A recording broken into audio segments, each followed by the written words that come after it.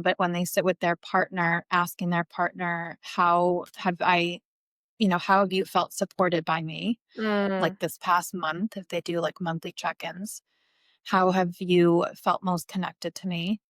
Are there ways that I showed up that you like appreciated? And what can we kind of work on together? And it's like a good, very like clear focal point to come back to each month to kind of see where I see my clients struggle is when the anxious in that conversation is hearing from the avoidant, I need more space, I need more independence. That triggers the anxious. So that's a good example of knowing my partner's requesting this need from me. I'm panicking because of my anxious attachment and feeling like there's a fear of abandonment present. How can I self soothe in order to meet this need of my partner? yeah, So that's that example of being able to have that ebb and flow because the more an anxious works towards self soothing and meeting a need of their partner wanting more independence, the more that they're going to get those skills they need to reassure that my partner can both want their space and love me. My partner can both want their independence and not want to end the relationship. And that's where sure. we'll see that, you know, to see those skills done.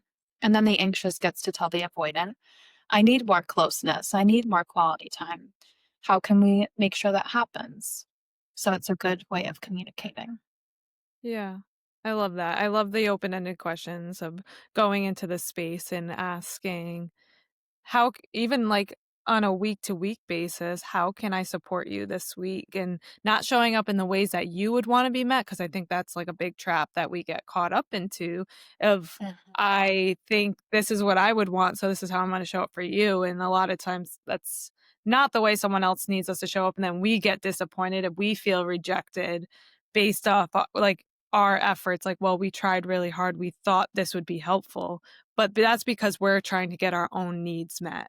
And I think that's important to reflect on that conversation and check in with yourself. And I think just like being honest, even in a friendship of how Yeah, can I be there for you right now and letting them tell you how they want their needs met instead of trying to meet them based off your own experiences.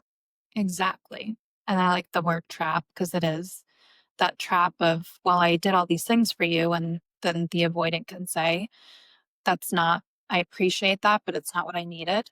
Yeah, or I never asked you And to do that. I think that's like a big like exactly. thing that could be said in relationships and that's very hurtful. Yeah. Yeah.